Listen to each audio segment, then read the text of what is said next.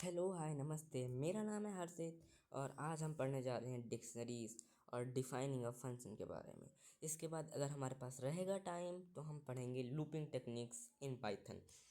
अब ये हमारे पाइथन वर्जन 3.7.0 के हिसाब से मैं पढ़ाता हूँ। कई सारे फीचर्स हो सकते हैं ऐसे जो पुराने वर्जन्स में ना हो, बट कई सारे सिमिलर होते हैं। आप ये कोडिंग मोबाइल पे, टैबलेट पे, एंड्रॉयड, आईओएस इस सब में, विंडोज़, आप इन सब में कर सकते हैं। तो इसी के साथ इसका स्क्रीनशॉट ले लीजिए और चलिए पढ़ना शुरू करते हैं। तो आपका हाँ, हेलो हाय नमस्ते। मेरा नाम है हर्षित और वेलकम टू डेव पैड्स। पहले के कुछ सेकंड्स, जो कि 50 सेकंड्स के पहले हमने एक्चुअली जो है ठीक से नहीं बताया। अब हम यहाँ से ठीक से पढ़ने जा रहे हैं। आज मैंने अपने इसको थोड़ा सा और इम्प्रूव किया है और वो बड़े बड़े पैराग्राफ्स को छोटा करके समरी फॉर्मेट में आपके सामने प्रेजेंट कर रहा हूँ। आगे मैं और इम्प्रूव करने की कोशिश करूँगा। और इसी के साथ अभी शुरू करते हैं आज का ये वीडियो।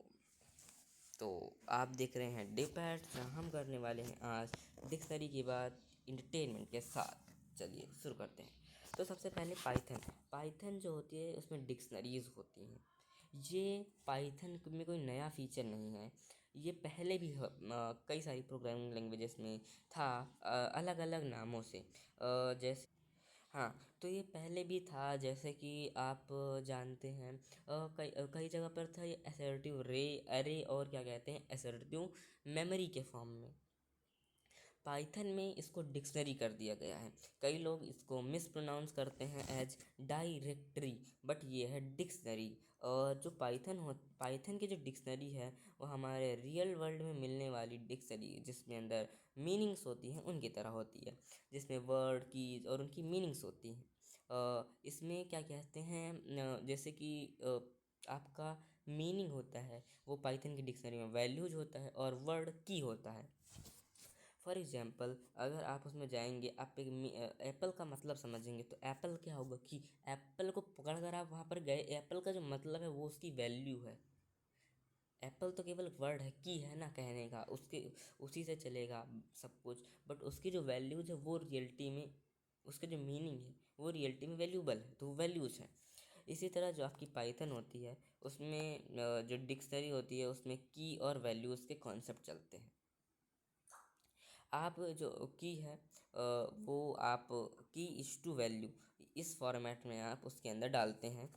जैसे कि अगर आपको मान लीजिए एक डायरेक्टरी क्रिएट करनी है, मैंने DIC नाम से एक डायरेक्टरी क्रिएट करी, तो मैं इक्वल टू करूँगा और ये करली सब इरेज कर देता हूँ। हाँ, अगर मैंने एक डायरेक्टरी क्रिएट करी DIC के नाम, डिक्शनरी क्रिएट करी DIC के नाम से, फिर मैं उसमें करली ब्रैकेट्स का यूज़ करूँगा।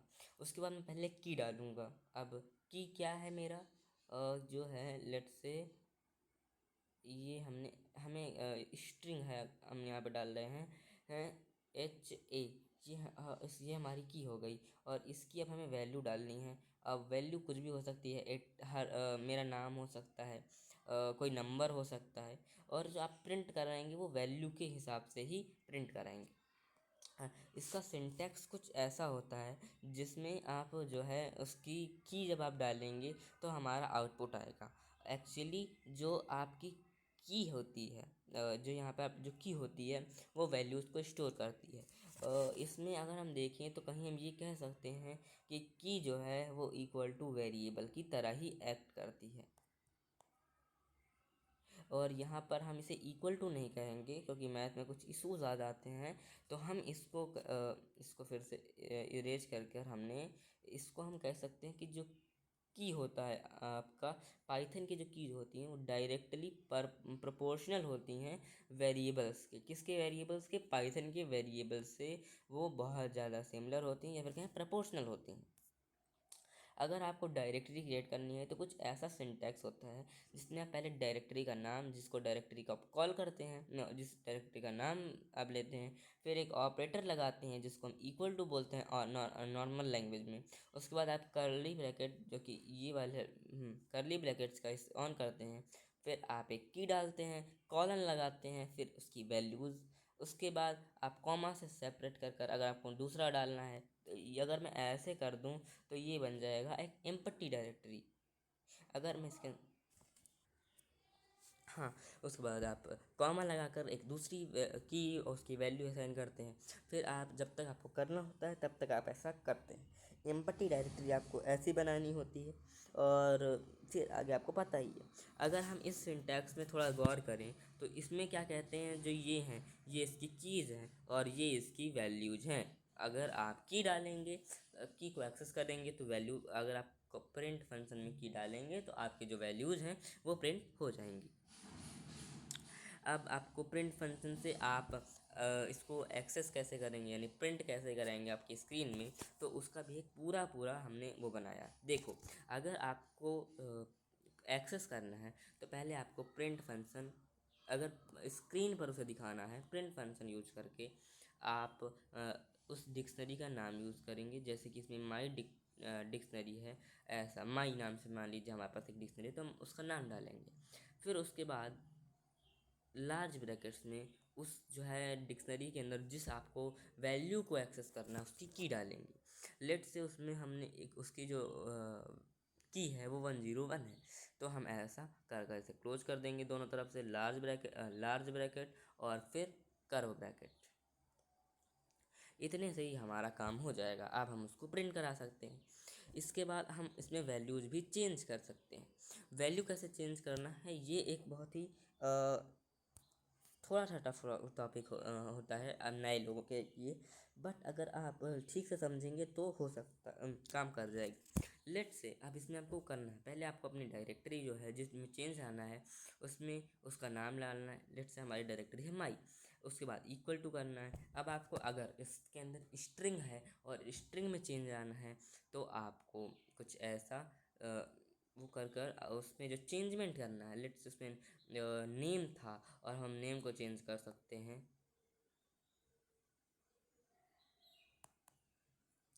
अब हम 10 जैसे हम करेंगे तो अब क्या है, इसमें थोड़ा एक सेकेंड प्लीज़।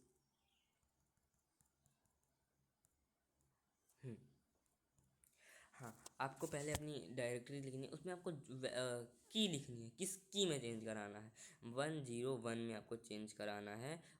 इसमें एक्चुअली ये जो है हमारा माई 101, इसमें मैंने इसलिए ये लगाया है क्योंकि ये अभी हमने इसे स्ट्रिंग की तरह लिया है। अगर आपको इसे एक इंटीजर या फ्लोटिंग की तरह लेना है तो फिर आपको ये नहीं लगाना पड़ेगा, वो उसे एज ए इंटीजर या फिर इनपुट की तरह इस्तेमाल करेगा।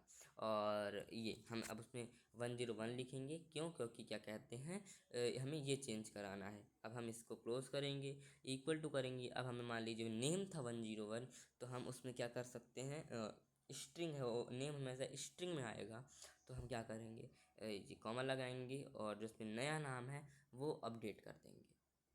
अब हमारा प्रोग्राम, और इसको क्लोज कर देंगे, और अब हमारा प्रोग्राम जो है उसमें डायरेक्टरी में वैल्यू जो है चेंज हो गई है। अगर हमें ऐड करना है तो हम एक जो है नई ये 105 कर इसको कर देंगे, तो 101 में जो चीज़ है वो नहीं होगी और 105 जो होगा वो ऐड हो जाएगा। इसी के साथ अगर हमें मान लीजिए हमने ऐड तो कर लिया, हाँ हमने ऐड तो कर दिया, अब रिमूव करना है। रिमूविंग में भी बहुत इजी होता है। इसमें आपको डिलीट फंक्शन कॉल करना होता है। पहले आपको डिलीट फंक्शन यूज करना है, ये जहाँ पे डिल मतलब होता है डिलीट फंक्शन। ये किसी भी ऑब्जेक्ट को पाइथन में प्रोग्राम के अंदर डिलीट कर देता है। उसके बाद आपको अपनी डिक्शनरी का नाम डालना है, डिक्शनरी में क्या इरेज करना है उसकी जो है वैल्यू, वैल्यू नहीं की डाल देनी है, बेसिकली की डाल देनी है। और जो अब आपका क्या कहते हैं जिसमें जो लैंग्वेज है, लैंग्वेज नाम का जो चीज़ है उसके अंदर वो डिलीट हो जाएगा। की और जो उसकी वैल्यू है दोनों डिलीट हो जाएगी। इसके बाद अब आप डिक्शनरी में लूप्स का इस्तेमाल कर सकते हैं, जैसे कि ऐसे ऐसे जब तक चलाना है तब तक चला सकते हैं, बेसिकली ये है कहने का मतलब। तो इसको भी आप फॉर लूप की मदद से कर सकते हैं। फॉर की यानी की में जो वैल्यू है, की मतलब जिस की में जो आपका सेव है, फॉर की वैल्यू इन माई डायरेक्शन, यानी जब तक की रहेगा की जो वैल्यू उतनी बार वो वैल्यू जो है पाइथन की डिक्शनरी आइटम में उसको प्रिंट कराता रहेगा। इसमें इतना ये। हाँ, अब आप कहोगे सब कुछ सबसे इम्पोर्टेंट है कि हमने इतना सब पढ़ लिया, ये सब क्या कहते हैं काम कहाँ आएगा? रियल लाइफ में कहीं पर तो काम आना चाहिए ना, तभी तो हम सीखने की कोशिश करेंगे। हाँ, इसकी रियल लाइफ में इम्पोर्टेंस है और थोड़ी नहीं बहुत है।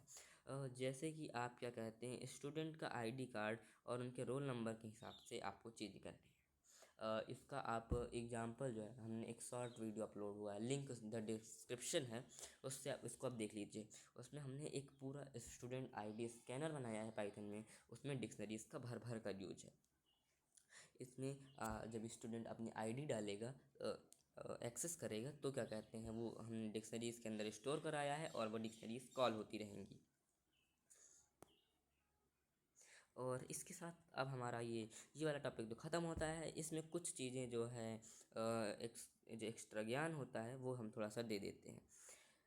पहला ये की जो होनी चाहिए वो यूनिक होनी चाहिए। जो वैल्यू है वो किसी भी डेटा टाइप का चलेगा, स्ट्रिंग, इंटीजर, फ्लोट, ये सब चल जाएगा। इसके बाद जो डिक्शनरी है वो करली ब्रैकेट से डिफाइन होती है। यहाँ पर जो आपने ये लार्ज ब्रैकेट्स का यूज़ किया है, इसकी जगह क्या होता है करली, ये यहाँ पर ये जो आपने करली ब्रैकेट है, यहाँ पे करली ब्रैकेट्स होते हैं, यानी जो डिक्शनरी होती है वो स्टार्ट करली ब्रैकेट से होती है। आप डिक्शनरीज़ का यूज़ क्यों करना चाहिए? ये जो डेटा है उसको डेटाबेस की तरह ही ऑर्गेनाइज कर देता है।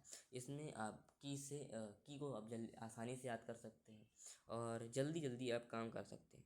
इसमें आप कोई भी डेटा जो है वो इम्यूटेबल नहीं होता, म्यूटेबल होता है। तो आप कुछ भी ऐड, रिमूव और अपडेट कर सकते हैं डेटा में। इसी के साथ अब हम बढ़ते हैं अपने नेक्स्ट टॉपिक, जो कि है डिफाइनिंग अ फंक्शन। अगर आपको कोई भी चीज़ समझ में नहीं आई है तो वीडियो दोबारा देखें। अगर दोबारा लिखने का नहीं है तो फिर हमको तब भी नहीं समझ में आता है दोबारा देखने के बाद, तो आप हमारे डिस्कॉर्ड सर्वर पर ज्वाइन करिए। वहाँ पर पूरी चीज़ों की एक अच्छी से पकड़ बनाई गई है। हाँ, तो हम आ गए हैं अपने नेक्स्ट टॉपिक पर, जो कि है डिफाइनिंग अ फंक्शन। ये आपने क्या कहते हैं कई बार पढ़ा और सुना होगा कि पाइथन में कई सारे फंक्शन होते हैं। फंक्शन क्या होता है पहले तो आप ये बताइए। फंक्शन एक ऑब्जेक्ट का कैरेक्टरिस्टिक होता है, यानी ऑब्जेक्ट कैसे काम कर रहा है वो उसका फंक्शन हो, मतलब जो ऑब्जेक्ट जो काम कर रहा है, कैसे काम कर रहा है, उसमें वो क्या यूज कर रहा है, वो उसके फंक्शंस होते हैं। अब फंक्शंस जो होते हैं वो पाइथन में इनबिल्ट आते हैं कई सारे, जैसे कि आपका print function, input function, length function, range function और बहुत सारे ऐसे। बट अगर मान लीजिए आपको पाइथन में एक आप प्रोजेक्ट बना रहे हैं, साइंस प्रोजेक्ट है मान लीजिए, और उसमें बहुत ज़्यादा स्क्वायरिंग करनी है, हर एक नंबर की अलग स्क्वायरिंग करनी है, इनको अलग स्क्वायर करना है, तो आप क्या करें? अब आप कई बार कई लोग होंगे जिन्हें डिफाइनिंग उसका कोई फंक्शन नहीं है उसके अंदर, तो आप क्या करेंगे? आप उसे क्यूब रूट निकालना तो आप ये करेंगे, पावर निकालनी है तो आप वैसे ही करेंगे, स्क्वायर निकालना तो आप नंबर इंटू नंबर करा देंगे।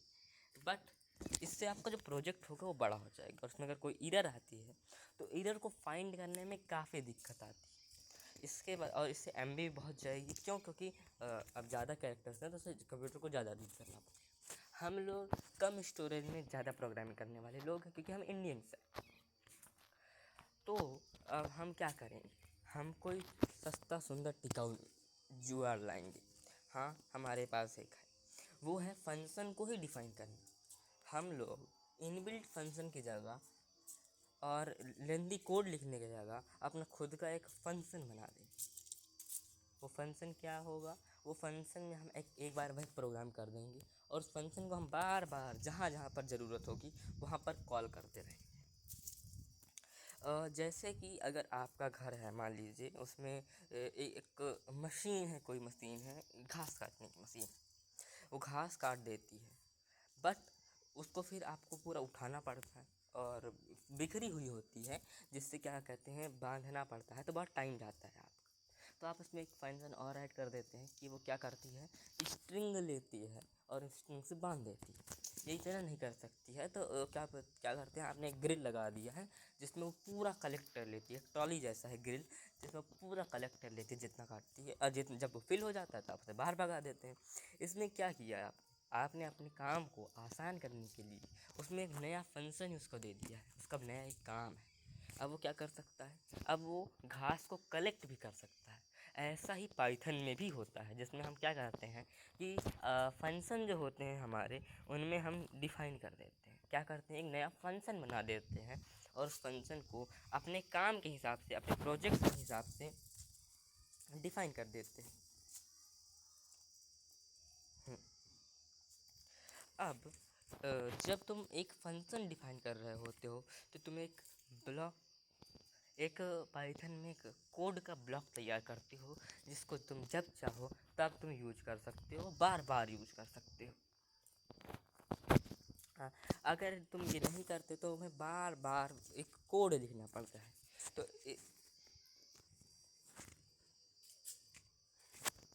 हाँ, तो अब इसका कुछ सिंटैक्स ऐसा होता है, आप इसके लिए डिफाइन फंक्शन को कॉल करते हैं, जिसको शॉर्ट में DEF कहते हैं, और इसको आप डेफ फॉर फंक्शन का जो नेम होता है आपका, लाइक मैंने एक फंक्शन बनाया स्क्वायर रूट निकालने का, तो मैं लिखूँगा डेफ स्क्वायर या फिर डेफ स्क्वायर रूट।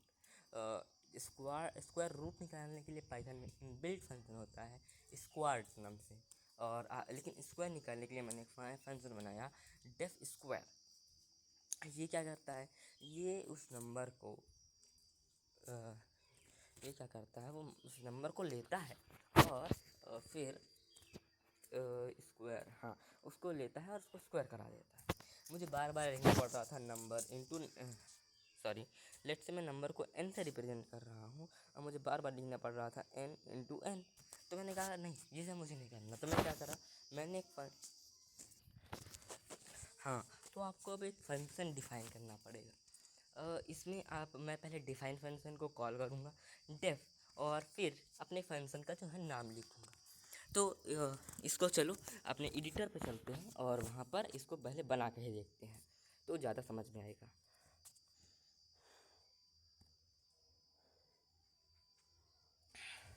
आप एकोड और रेपलेट दोनों जगह पे ये काम कर सकते हैं। और अब हम एक नई फाइल बनाएंगे।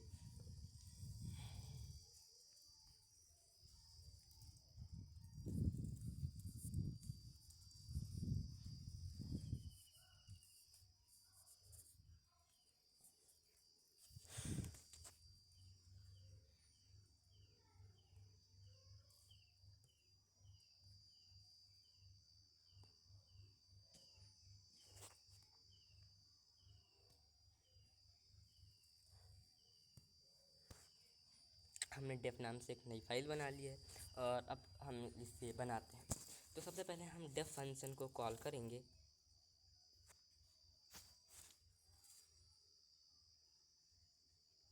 हाँ, हमने डेफ फंक्शन को कॉल किया। अब हम फंक्शन का जो है नाम लिखेंगे। अब फंक्शन का नाम है स्क्वायर, SQUARE स्क्वायर। अब हम इसको क्या कहते हैं, कॉमा कर इसे क्या करते हैं, कॉलन लगा देंगे इसमें। अब ये हमारा फंक्शन इतना तो हो गया। अब हम इसको इसमें जो है, इसको करना क्या है, उसको कोड करेंगे। अब कोड क्या है ये देखो। हाँ,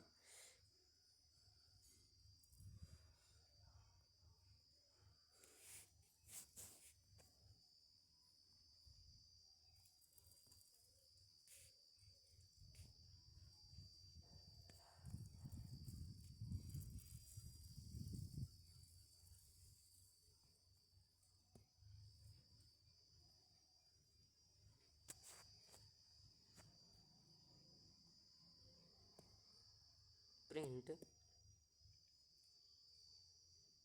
ए, ये हमारा एक बन गया फंक्शन। अब हम इस फंक्शन को एक बार यूज करके देखेंगे। पहले थोड़ा लाइन छोड़ देंगे, ये करेंगे। अब n is equal to float input, जी एक हमारे पास आ गया है, एक इंटीजर आ गया है। अब हम क्या करेंगे, उस फंक्शन को करेंगे कॉल, और वो कॉल कुछ ऐसे करेंगे। सॉरी, थोड़ी सी गलती हो गई है, इस थोड़ा करेक्ट करता हूँ, उसके बाद आपसे मिलता हूँ। डेफ स्क्वायर कॉमा, और इसके अंदर हमें वैल्यूज़ को रखना है n, और फिर यहाँ पर कॉलन लगा देना है, जिससे ये फंक्शन जो है हमारा कंप्लीट हो जाएगा। इसके बाद अब हमें इसमें रिटर्न फंक्शन को, क्योंकि ये मैथमेटिकल है तो हम इसमें रिटर्न फंक्शन लगाएंगे, और रिटर्न क्या करेगा, ये हमारा ये आ गया है।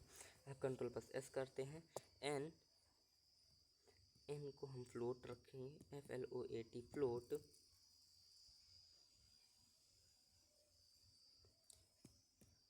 इनपुट।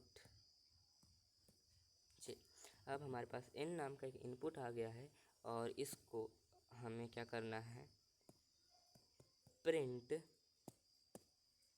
SQUARE स्क्वायर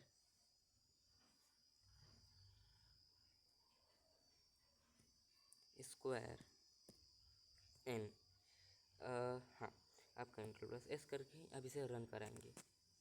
सब कुछ सही चल रहा है अभी तक, और 4 का स्क्वायर होता है 4 4 16, तो 4 ये आ गया। क्योंकि इसमें हमने फ्लोट लिया था तो इसमें पॉइंट ऑटोमेटिकली लग गया है, तो हमारा फंक्शन को हमने बना भी लिया है, और ये हमने अपने फंक्शन को यहाँ पर बना भी दिया और यहाँ पर उसे कॉल कर दिया है।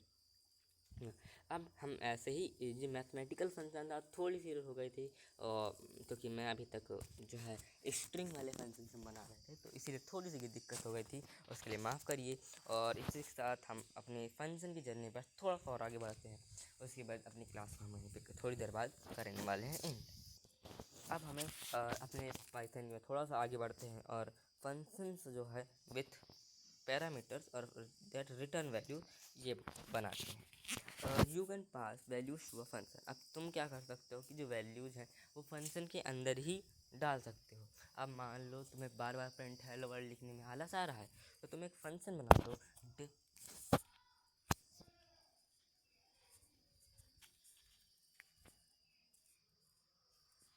Def greet word. अब इसमें आप क्या कर सकते हैं, ग्रीट, तो इसमें आप प्रिंट ये स्क्वायर फंक्शन का नाम लिखोगे, नेम लिखोगे, और मतलब जो नेम वो लेगा, और उसके बाद क्या कहते हैं, अ, आप प्रिंट करा दोगे तो प्रिंट क्या कर देगा, आपका नाम के साथ वो हेलो आपका नाम ले लेगा।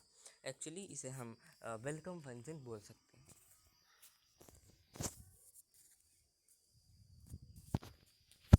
अब फंक्शन सेट रिटर्न वैल्यूज़। अब कुछ फंक्शंस ऐसे होने चाहिए जो कि रिटर्न वैल्यू दें, मतलब हमें वैल्यू को रिटर्न करें खुद से कंप्यूट करके।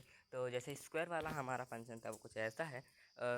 कुछ फंक्शन आपको रिजल्ट देते हैं, केवल प्रिंट नहीं करते। हमने ऊपर देखा तो कुछ वो केवल प्रिंट कर रहे थे, कुछ केवल प्रिंट करते हैं और कुछ रिजल्ट एक्यूरेटली देते हैं। जैसे कि इसमें हमने ऐड नाम का एक फंक्शन बनाया है जो कि एडिशन करता है और आपको क्या देता है, रिजल्ट देता है। अब फंक्शंस को यूज क्यों करना चाहिए, क्योंकि इसके बेनिफिट हैं। आप कोड को एक बार लिखकर बहुत टाइम यूज कर सकते हैं। आप प्रोग्राम को स्प्लिट कर कर लॉजिकल ब्लॉक्स में तोड़ देते हैं पूरे प्रोग्राम को, और अगर कोई दिक्कत आती है तो आप एग्जैक्टली जाकर एक ब्लॉक, आप ब्लॉक वाइज ब्लॉक चेक करते हुए, आप एकदम ऑर्गेनाइज वे में चेक करते हुए उसको चल सकते हो। आपको थोड़ा सा इससे बेनिफिट मिलेगा डिबगिंग के टाइम पे। इससे ईरर को ईरर जो होती हैं वो पहले तो कम हो जाती है, और ईजियर होता है उनको रिमूव और अपडेट करना। इसके साथ जो आपकी कोड होता है वो साफ़ सुथरा देखने लगता है, उसकी रीडेबिलिटी रीडेबिलिटी जो होती है वो अच्छी हो जाती है, और अब आपका जो क्लोन कोड होता है वो क्लीन और रीड करने के लिए ईजी दिखता है। हाँ, इसके साथ कुछ फंक्शन, जैसे कि अगर तुम्हें देखना है, फंक्शन को समझना है, एनालॉजी करना है, कंपेयर करना है बेसिकली, तो तुम यूज करो वेंडिंग मशीन जो होती है आपकी, उससे आप वेंडिंग मशीन में कुछ इनपुट देते हो, मनी देते हो, बटन्स को प्रेस करते हो, और वो कुछ आप उसके अंदर अब कुछ होता है, आपको नहीं पता कि क्या होता है, वो कुछ कंप्यूट करता है, उनको स्कैन करता है, और आपको क्या देता है, आउटपुट देता है, यानी स्नैक दे देता है बेसिकली। तो वो क्या होगा, ये एक फंक्शन की एक एनोलॉजी है, यानी फंक्शन कुछ ऐसे ही काम करता है। इसके साथ आप एक कस्टम फंक्शन ऐसा देख सकते हैं। इसके बाद जो हमारे डिस्कॉर्ड सर्वर के लिंक डिस्क्रिप्शन में है, उसे ज्वाइन करिए, और कई सारे वर्कशीट्स, टेस्ट्स और नोट्स और बहुत बहुत सारी चीज़ों का आनंद लीजिए। Link in the description of the link of Discord server is in the description. Check it out and thanks for watching. Thanks for watching. Have a nice day. Practice coding and live as long as you want. Thank you and have a nice day again.